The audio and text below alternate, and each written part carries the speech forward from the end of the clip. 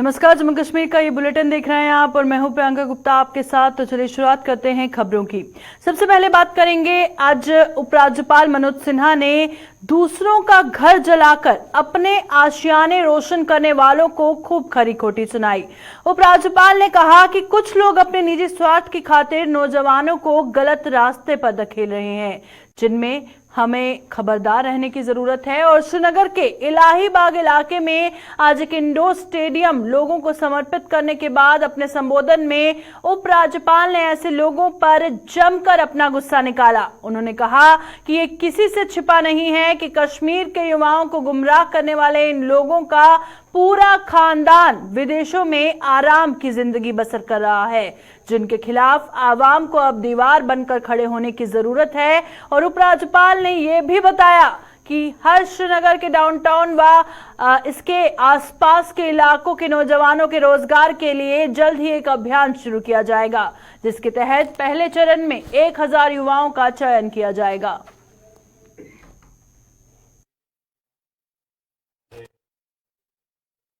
है उसमें केवल से भटकाने की कोशिश की गई। चंद लोगों ने अपने निजी स्वार्थ की खातिर हमारे नौजवान बच्चों को गुमराह करके उन्हें दूसरे रास्ते पर धकेल दिया। आप लोग कभी गौर करिएगा, चिंतन करिएगा, जिन्होंने हमारे बच्चों को गुमराह किया उनका पूरा खानदान विदेश के बड़े शहरों में पड़ रहा है, आराम की जिंदगी जी रहा है। लोगों के घरों में आग लगाकर तमाशा देखने वाले ऐसे लोगों को पहचानने और उनसे सावधान रहने की जरूरत है। और पूरे आवाम को ऐसे लोगों के खिलाफ दीवार बनकर खड़ा होने की भी जरूरत अब आ गई। मैं देख रहा हूं कि आज भी हमारे नौजवानों के नशे के दलदल में धकेलने के प्रयास किए जा रहे हैं। ड्रग एडिक्शन आवाम को खोखला कर रहा है। इसके खिलाफ हमारे बुजुर्ग, हमारी माताएं, बहनें और नौजवानों की आवाज सारे खास से गूंजनी चाहिए। और मैं कहना चाहता हूं, धीरज गुप्ता जी को मैंने भी कहा है, हमारे जो म्युनिसिपल कमिश्नर हैं, जल्द से जल्द नशा मुक्ति का एक बढ़िया केंद्र इस इलाके में प्रशासन की ओर से अविलंब बना दिया जाना चाहिए। मैं उम्मीद करता हूं कि आने वाले समय में जल्द से ये काम पूरा कर लिया जाएगा। आज जम्मू कश्मीर तरक्की के रास्ते पर आगे बढ़ रहा है। इस धरती से चारों तरफ अमन और मोहब्बत का पैगाम दिया जा रहा है।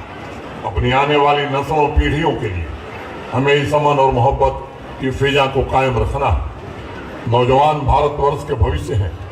मैं डाउनटाउन के नौजवानों को इंटरनेशनल टूर्नामेंट में देश का प्रतिनिधित्व करते हुए देखना चाहता हूं। कितनी भी चुनौतियां आए, आपको पूरे संकल्प के साथ अपनी पूरी ऊर्जा और खेल के मैदान में कुछ कर गुजरने की जिद के साथ जम्मू कश्मीर का तथा देश का नाम रोशन करना है। मित्रों,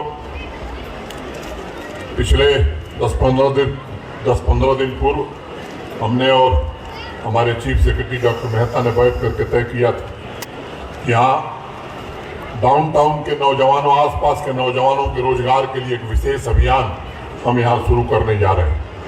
प्रधानमंत्री जी की जो योजना है रोजगार गारंटी की, पहले फेज में 1000 नौजवान बच्चों को अभी आने वाले 3 महीने में हम चयनित करेंगे।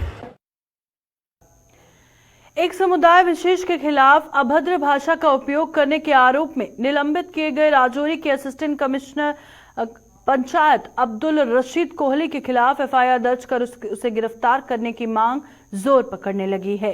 राजौरी के जिला मजिस्ट्रेट विकास कुंडल ने उन्हें मिली एक शिकायत का कड़ा संज्ञान लेते हुए मंगलवार को अब्दुल रशीद कोहली का तुरंत प्रभाव से निलंबित करने का आदेश जारी कर दिया था। और उन्होंने जिले के एडीडीसी पवन परिहार की अगुवाई में एक कमेटी का गठन कर 15 दिनों में इस पूरे मामले की रिपोर्ट तलब की है। क्या था पूरा मामला, इसकी जानकारी दे रहे हैं राजौरी से हमारे संवाददाता जमशीद मलिक।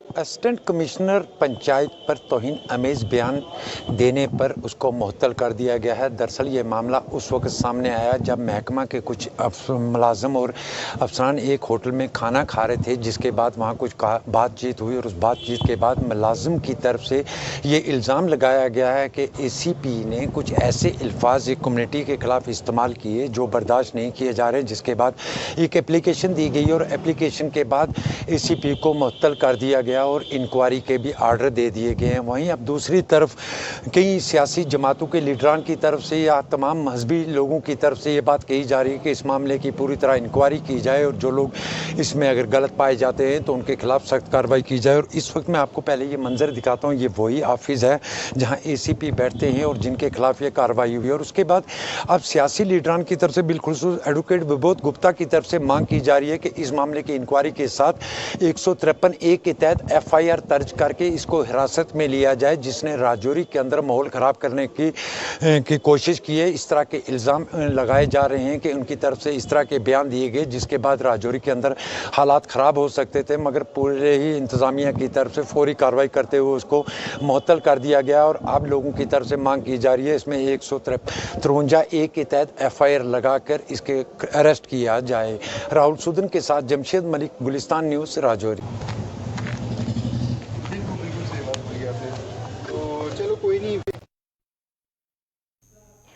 जिला अस्पताल पुंछ में तैनात डॉक्टरों की एक टीम ने एक 6 साल के बच्चे को नया जीवन दिया जो आंतों के संक्रमण से पीड़ित था।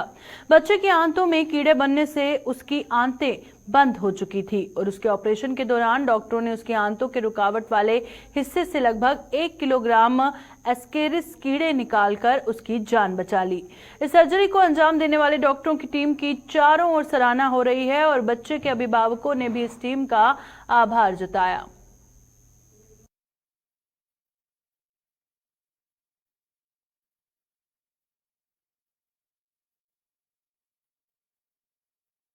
कि आंतें बिल्कुल ब्लॉक थी, वो कुछ खा पी नहीं सक पा रहा था काफ़ी दिनों से। तो हमने उसको इनिशियली इन्वेस्टिगेट किया तो पाया कि उसकी आंतों में ब्लॉक है। तो हमने ये डिसाइड किया कि उसका ऑपरेशन किया जाएगा। ऑपरेशन में हमने पाया कि उसकी छोटी जो आंतें हैं, स्मॉल इंटेस्टाइन जिसको बोलते हैं, उनमें बहुत बड़ी तादाद में वोम्स थे जिनको हम एस्केरियस बोलते हैं। तो हमें वो इंटेस्टाइन खोलनी पड़ी और लगभग 1 किलो अप्रॉक्सीमेटली उसमें से एडल्ट साइज़ जो वॉर्म्स होते हैं एस्केरियस, वो हमने निकाले। तो फिर वापस उस इंटेस्टाइन को क्लोज़ किया। तो हालांकि ये बहुत कोई रेयर ऑपरेशन नहीं है, बड़े हॉस्पिटल में तो कॉमनली होता है, लेकिन हमारे यहाँ ये पहली बार हुआ है। जो कि इतना छोटा बच्चा है और बड़ा अभी बहुत अच्छी इम्प्रूवमेंट वो शो कर रहा है। अब उसने खाना पीना भी शुरू कर दिया है। हालांकि थोड़ी सी चेस्ट उसकी अभी इन्फेक्शन है, वो हमारे चाइल्ड स्पेशलिस्ट उनको अच्छे से देख रहे हैं। और बच्चे सर, मैं तहसील मंडी ब्लॉक लोरन के रहने वाला हूँ और मेरे बच्चे को अचानक ही दर्द हुआ था। 1 तारीख को हुआ था उसको दर्द, तो हॉस्पिटल मंडी में लाया, वहाँ से रेफ़र किया पुंछ में। सर यहाँ दाखिल किया सर, इसके पेट में कीड़े थे, 1 किलो कीड़ों के लगभग इसमें से निकले। तो डॉक्टरों ने ऑपरेशन करके इसको अच्छी तरीके से जान इसकी बचा ली। तो डॉक्टरों की बहुत बहुत शुक्रिया, उन्होंने बहुत मेरा ताउन किया। डॉक्टर अब ठीक है सर, अब खाना भी खा लेता है, जो डॉक्टरों ने बताया वो देते हैं, वो खा लेता है, अब ठीक है सर। किश्तवाड़ में आज से क्रिकेट का महाकुंभ शुरू हो चुका है और किश्तवाड़ के चौगान मैदान में आज पहले किश्तवाड़ क्रिकेट कप टूर्नामेंट की शुरुआत हुई, जिसका उद्घाटन जम्मू के डिविजनल कमिश्नर रमेश कुमार और ADGP मुकेश सिंह ने किया। इस टूर्नामेंट का आयोजन सांप्रदायिक सद्भाव और आपसी भाईचारे का संदेश देने के मकसद से किश्तवाड़ स्पोर्ट्स फेडरेशन द्वारा करवाया जा रहा है, जिसमें जम्मू कश्मीर के अलावा बाहरी राज्यों की कुल 42 टीमें भाग ले रही हैं। इस टूर्नामेंट का खिताब अपने नाम करने वाली टीम को 7 लाख, जबकि उप विजेता टीम को 3.5 लाख रुपए के इनाम से नवाजा जाएगा। इसके उद्घाटन के अवसर पर पूर्व मंत्री व भाजपा के वरिष्ठ नेता सुनील शर्मा सहित अन्य गणमान्य लोग भी मौजूद रहे।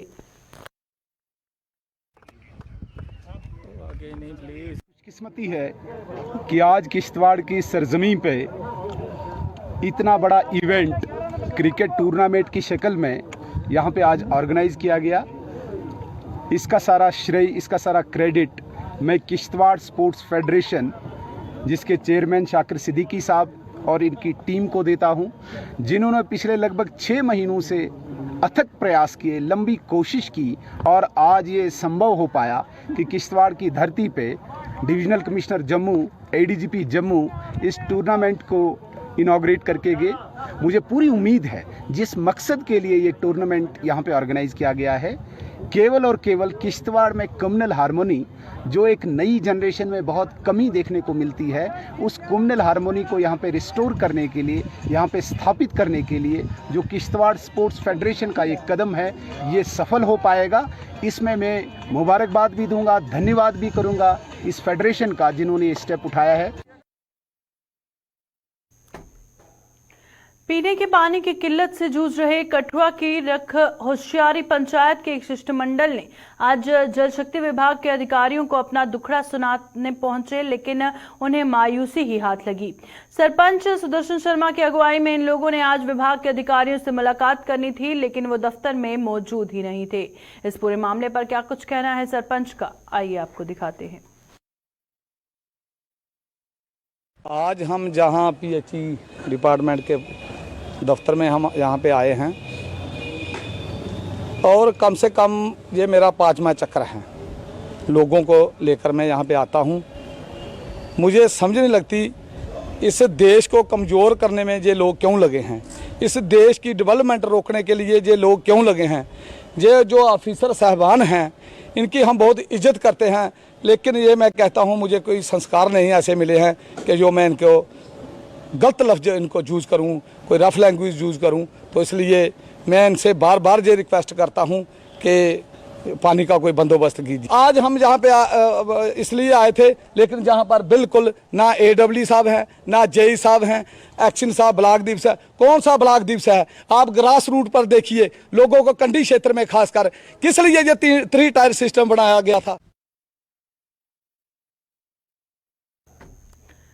सुरनकोट के मिर्जा मोड़ से लेकर बफलियाज तक रोड की खस्ता हालत को लेकर इस सड़क से गुजरने वाले यात्रियों और वाहन चालकों को काफी परेशानियों का सामना करना पड़ रहा है। रोड की हालत इतनी खस्ता हो चुकी है कि यहां पर गाड़ी चलाना भी अब वाहन चालकों के लिए मुश्किल हो गया है। इन लोगों ने उपराज्यपाल प्रशासन से जल्द इस रोड की मरम्मत कार्य शुरू करने की अपील की। तो हमारी रोड की बहुत बुरी कंडीशन है कि जो रोड इन्होंने कटाई की थी सुरनकोट से बफलियाज की तरफ जाने के लिए 2 साल गुजर चुके हैं, रोड की कोई कंडीशन नहीं बनी। जो रोड पहली थी उसमें खड्डे पड़ गए हैं, बहुत ज़्यादा खड्डे हैं कि हमारी गाड़ियाँ चलने के लायक नहीं हैं। क्योंकि गाड़ी अगर 11 किलोमीटर यहाँ से बफलियाज जाती है तो 2.5 घंटे लगाती है। मुलाजम जो है ड्यूटी पे नहीं पहुँच सकते, बच्चे स्कूल में अपने पीरियड नहीं लगा सकते। किसी बीमार को अगर सुरनकोट में लाना हो तो वहाँ लाने के लिए 2 घंटे लगते हैं कि रास्ते में ही के बेचारों की डेथ हो जाती है। तो लिहाजा हम DC साहब से अपील करते हैं कि लिहाजा हमारी रोड पे आएँ, विज़िट करें, देखें हमारी रोड की क्या कंडीशन है। हमारी गाड़ियाँ चलाने के लायक नहीं, एक्सीडेंट होने के खतरे हैं। 11 किलोमीटर रोड है हमारी टोटल। रजौरी से रोड इतना बन के अगर देरा गली तक कंप्लीट कर दिया उन्होंने तो एक 11 किलोमीटर रोड हमारी नहीं बन सकती। बच्चे हमारे एकेडमी नहीं जा सकते, स्कूल नहीं जा सकते, गाड़ियों की बुरी हालत हो गई। हमें आने में वहाँ से इधर 6 बजे तक पहुँचते सुरनकोट, गाड़ी को इतनी परेशानी है। तो 11 किलोमीटर रोड बनाने में 1 महीना नहीं लगता अगर कोई बनाए तो। मेरी सरकार से अपील है, मैं डिस साहब से भी कहता हूँ, ये रिक्वेस्ट कर रहा हूँ कि हमारी रोड को जल्दी से जल्दी कंप्लीट किया जाए। तो रोड का इतना हालत ख़राब है कि मतलब गाड़ी एक बार जाती है और पट्टा तोड़ देती है, दूसरी बार जाती है कुछ ना कुछ ख़राब हो जाता है। रोड का कोई भी मतलब कंडीशन नहीं है, उसमें चल नहीं सकते। हमने लोन पे गाड़ी ली है और गाड़ी का जो है हम किस्त नहीं दे सकते। हम गरीब आदमी हैं सर, हम इस रोड पे अगर गाड़ी चलाएंगे तो हम किस्त कहाँ से भरेंगे। तो इससे हम ये आपसे रिक्वेस्ट करते हैं, आज से हम ये बोल रहे हैं कि हमारा ये रोड जो है इसके खड्डे भर देने चाहिए और रोड को थोड़ा क्लियर कर दें ताकि हमारी गाड़ी जो है अच्छे ढंग से चले। तो इसलिए हमारी गाड़ी चल नहीं सकती तो हम कैसे चलाएंगे और पब्लिक बहुत परेशान हो रही है, गाड़ियाँ चलती नहीं हैं, गाड़ियाँ खड़ी हैं। लोक जनशक्ति पार्टी रामविलास जम्मू कश्मीर में लगातार अपना जनाधार बढ़ा रही है और पार्टी ने आज कश्मीर इकाई का गठन किया, जिसमें कई लोगों को अहम जिम्मेदारियां सौंपी गई। पार्टी के राज्य प्रधान रफीक मलिक ने बताया कि उनका लक्ष्य गरीबों व युवा वर्ग का उत्थान करना है और ये सभी लोग इस मुहिम में कंधे से कंधा मिलाकर साथ देने के लिए प्रतिबद्ध हैं।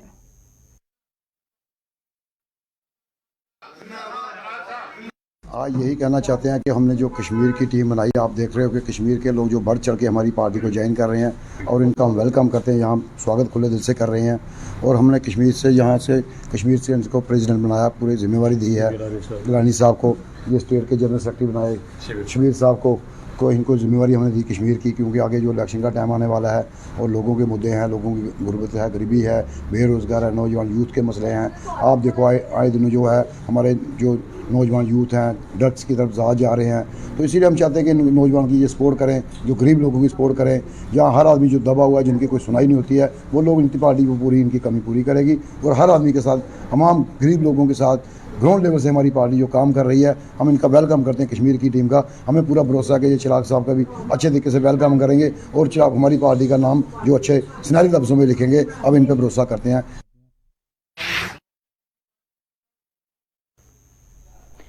सीज़फायर समझौते के बावजूद पाकिस्तान द्वारा हाल ही में अन्य सेक्टर में बीएसएफ को निशाना बनाकर की गई गोलीबारी के विरोध में आज लोग सड़कों पर उतर आए। अन्य में लोगों ने आज प्रदर्शन करते हुए पाकिस्तान मुर्दाबाद के नारे लगाए और उसका पुतला फूंककर उसकी मक्कारी का जोरदार लताड़ लगाई। लोगों के मुताबिक पाकिस्तान द्वारा 19 महीनों के बाद फिर से सीज़फायर तोड़ने के चलते अब खेतीबाड़ी भी उनके लिए मुहाल हो रही है। उन्होंने पाकिस्तान को चेतावनी दी कि अगर फिर से उसने ऐसी कोई भी हिमाकत की तो बीएसएफ से उसे दोबारा मुंह की खानी पड़ेगी। आपके चैनल के माध्यम से यही कहना चाहते हैं कि हम किसान लोग हैं, उसी फसल पे निर्भर हैं। तो हमारा जो जब हमने आगे जाना होता है, पंप सेट लगे हैं, हम जा नहीं सकते। जब कल की जो वारदात हुई है उसको देखते हुए हमारे जो भी किसान हैं परेशान हैं। हम यही कह रहे हैं कि 19 महीनों के बाद जो वायलेशन हुई है, हम इसका कड़ा विरोध करते हैं और पाकिस्तान को यही चेतावनी देना चाहते हैं कि बाज आ जाए, नहीं तो हमारी बेल्ट फोर्स है जो मुंह तोड़ जवाब देती है और हम लोग भी बॉर्डर पे डटे हुए हैं और डटे रहेंगे। ये बड़ा दुर्भाग्य है कि पाकिस्तान ने तकरीबन 19 महीने के बाद फिर बॉर्डर पे सीज़फायर वायलेशन की है, जिसकी वजह से हमारे जो बॉर्डर के विशेषकर किसान लोग हैं वो बहुत चिंतित हैं और परेशान हैं, क्योंकि इस समय हमारी फसल जो है वो तैयार होने वाली है। और हर बार जब जब भी फसल तैयार होने वाली होती है पाकिस्तान की तरफ से छेड़खानी होती है और यहाँ बॉर्डर पे जो है वो एक असुरक्षा की भावना जो किसानों में हो जाती है। और जैसे कल ही सीज़फायर वायलेशन हुई है और हमारे बॉर्डर के जो किसान हैं वो बहुत परेशान हैं कि कैसे हम इस बम्पर क्रॉप की कटाई करेंगे। इन हालात में हमारे बॉर्डर के लोग बहुत परेशानी से जूझते हैं, क्योंकि जब भी पाकिस्तान की तरफ से फायर होता है और हमारे मवेशियों को वहाँ वो खतरा उनके लिए हो जाता है, किसान जो लोग हैं परिवार हैं उनके लिए खतरा हो जाता है। हालांकि हमारी जो बीएसएफ की फोर्सेज हैं उन्होंने बहुत मुंह तोड़ जवाब दिया है, लेकिन पाकिस्तान फिर भी शरारत करने को बाज नहीं आता है। हम अपनी बीएसएफ को शाबाशी देते हैं, लेकिन साथ साथ पाकिस्तान के जो हुक्मरान हैं उनको भी चेतावनी देते हैं कि आप चाहे लाख कोशिश कर लो, हमारी यहाँ की सुरक्षा किसी किस्म की वो भंग होने वाली नहीं है। और हमारे जो किसान लोग हैं बीएसएफ के लोग हैं वो बहुत ही सतर्क हैं और पाकिस्तान की हर जो नाकाम कोशिश है उसका जवाब देंगे।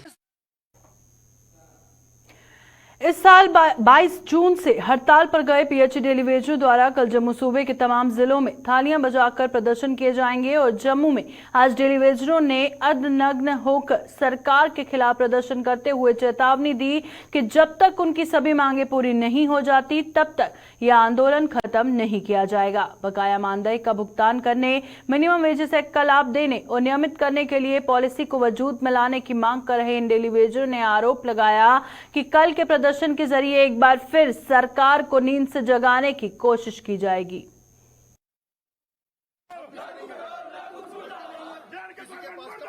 हमने कल का प्रोग्राम जो रखा है वो एलजी साहब की नींद खोलने के लिए रखा है, जो कुंभकर्ण की नींद में सोया हुआ है, जो 76 दिन का उनको पता नहीं चल रहा है कि डेली भी नंगे होकर कभी दिए जलाकर कभी रोष रैली निकालकर जो प्रदर्शन कर रहे हैं। हम कल थाली और ताली का प्रोग्राम जो रखा है, जो कोरोना टाइम में एलजी साहब ने जो कोरोना भगाने के लिए किया था, वो हम इसलिए रखा है कि कम से कम हमारी गरीबी भी इसी थाली और ताली बजाने से चली जाए। लिहाजा हम गवर्नमेंट से डिमांड करते हैं कि हमारी 3 डिमांडें हैं, जो फर्स्ट प्राइज में रेगुलर पार्टी और मीडियम बेसिक एक्ट जो एज पर दिल्ली, दूसरा 72 महीने का हमारा जो बकाया वेतन है वो जल्द से जल्द दिया जाए। हमारे कुछ लोग रिटायरमेंट चले गए, कई लोग सुसाइड करके, उसी को सबको देखकर हम एजुटेशन पे उतरे हैं और ये एजुटेशन तब तक वापस नहीं जाएगी जब तक रेगुलर पार्टी नहीं मिलती है और हमारा जो मीडियम बेसिक एक्ट मिलता है, साथ में जो 72 महीने का हमारा डिपार्टमेंट ने जो दबाया है वो नहीं मिलता है। ये एजुटेशन वापस जाने की कोई नौबत नहीं है जब तक हमारी रेगुलर पॉलिसी नहीं मिलती है। अभी नहीं तो कभी नहीं, पॉलिसी नहीं तो घर वापसी नहीं। जय हिंद, जय भारत। पठानकोट जम्मू तवी रेलखंड के बड़ी ब्राह्मणा स्टेशन पर सैटेलाइट फ्रेट टर्मिनल के निर्माण के चलते 31 अगस्त से 13 सितंबर तक 14 यात्री ट्रेनें अस्थायी तौर पर रद्द रहने से रेलवे की समय सारणी बेहद प्रभावित हुई। इस निर्माण कार्य के चलते 10 यात्री ट्रेनों को आंशिक तौर पर रद्द कर दिया गया और सैटेलाइट फ्रेट टर्मिनल को विकसित करने के लिए 31 अगस्त से ट्रैफिक ब्लॉक शुरू किया गया था और ऐसे में इस रूट से गुजरने वाली यात्री ट्रेनें प्रभावित हो रही हैं। इसके अलावा कई ट्रेनों की गति पहले के मुकाबले कम कर दी गई है और कुछ को रास्ते में रोक कर चलाया जा रहा है। ट्रेनों की समय सारणी बिगड़ने से यात्रियों को भी परेशानी का सामना करना पड़ रहा है। और आपको बता दें कि पठानकोट उधमपुर एक्सप्रेस 13 सितंबर तक रद्द रहेगी। इसके अलावा ऋषिकेश कटरा ऋषिकेश एक्सप्रेस 14 सितंबर, दिल्ली कटरा दिल्ली एक्सप्रेस 13 सितंबर, इंदौर उधमपुर इंदौर एक्सप्रेस आज तक, कानपुर जम्मू तवी कानपुर सुपरफास्ट कल यानी कि 8 सितंबर तक और कालका कटरा कालका एक्सप्रेस 10 सितंबर तक रद्द रहेगी। इसके अलावा कुछ अन्य ट्रेनें भी रद्द की गई हैं।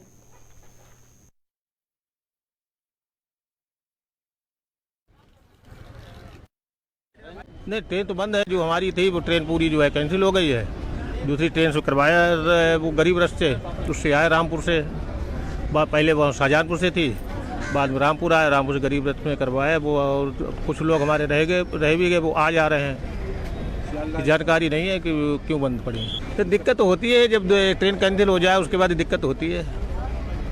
दिक्कत हुई और कुछ लोग आ रहे हैं, टिकट सबके हो ही नहीं पाए। 65 लोग थे हम लोग, जो 40 लोगों को हो पाया टिकट। नहीं, हमारी जो मेरे उसमें 7 तारीख में टिकट थे कानपुर सेंट्रल जम्मू तवी के, वो कैंसिल हो गए हैं। तो दोबारा हमने इसे कौन सी ट्रेन जब आए गरीब रथ से आए हैं। आधे लोग आज वाली ट्रेन से आ रहे हैं, सियालदह से छूट गए हैं। 65 टिकट कराए थे, तो आज 42 आदमी आ पाए हैं। आधे रह गए, आधे आज आ रहे हैं। बेसिकली ये एक पहले का प्री प्लान होना चाहिए और यात्रियों का टिकट ही नहीं होना चाहिए। अगर आपका प्लान है कोई काम करने का, तो ये रातों रात तो ये प्लान नहीं बनते हैं ना। तो इसके लिए ये रेलवे की बहुत बड़ी भूल है कि उनको ऐसा करने से हज़ारों जो यात्री हैं वो परेशान होते हैं। उनको परेशानी का जो है उसका कारण जो है रेलवे बनती है। अगर ये टिकट ही ना इनकी की जाती तो शायद ये यात्री जो आज परेशान हो रहे हैं, बसों में दर हो रहे हैं, घर से निकलते हैं बच्चों साथ, तो उनको ये परेशानी ना झेलनी पड़ती। हमारा ये कहना है कि इससे अभी कोई एक तरीका होना चाहिए कि अगर आप 7 दिन के लिए बंद कर रहे हो, रूट बंद कर रहे हो आप, और उस रूट में जितने भी गाड़ियाँ आ रही हैं सब डिस्टर्ब हो रही हैं और उन गाड़ियों की आपने बुकिंग की होती, ये कितना गलत है। तो हमारा ये कहना है कि रेलवे को ऐसा भी कोई भी जब भी कोई काम तो लगते हैं, लेकिन काम लगने से पहले ही एक प्लान होना चाहिए कम से कम 2, 4, 6 महीने का, कि इस टाइम में कोई गाड़ी जो है वो बुक ना हो। पिछले 5 साल से बंद जम्मू के जीएमसी का चोपड़ा नर्सिंग होम अब फिर से मरम्मत कार्य पूरा होने के बाद स्वास्थ्य सेवाओं के लिए लगभग तैयार हो गया है। चोपड़ा नर्सिंग होम में 80 कमरे तैयार कर लिए गए हैं और इसे जल्द ही लोगों के लिए खोल दिया जाएगा। नर्सिंग होम में ऑपरेशन थिएटर की सुविधा भी दी जा रही है, जिसमें जीएमसी के डॉक्टरों को ड्यूटी के घंटों से पहले या फिर बाद में ही सेवाएं देने की इजाजत मिलेगी। ये अनफॉर्चुनेटली कोई 5 साल से बंद थी सुविधा, इसको बिल्कुल रेनोवेट किया गया है।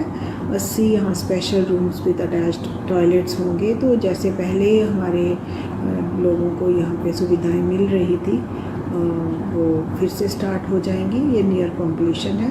ये फैसिलिटी हमारी बहुत देर से बंद थी और हमने कोविड के टाइम्स में भी ज़रूरत समझी और बड़े तेज़ी से ये काम शुरू भी हुआ और नियर कम्प्लीशन भी है। तो उसमें ऑपरेशन थिएटर्स भी फिर से स्टार्ट होंगे और ये हमारे डॉक्टर्स को एक फैसिलिटी अवेलेबल होगी कि शाम को या ड्यूटी आवर्स के पहले या बाद में अगर वो कुछ करना चाहें, इसमें ये सेमी गवर्नमेंट फैसिलिटी थी, उसी मोड में वापस शुरुआत हो जाएगी।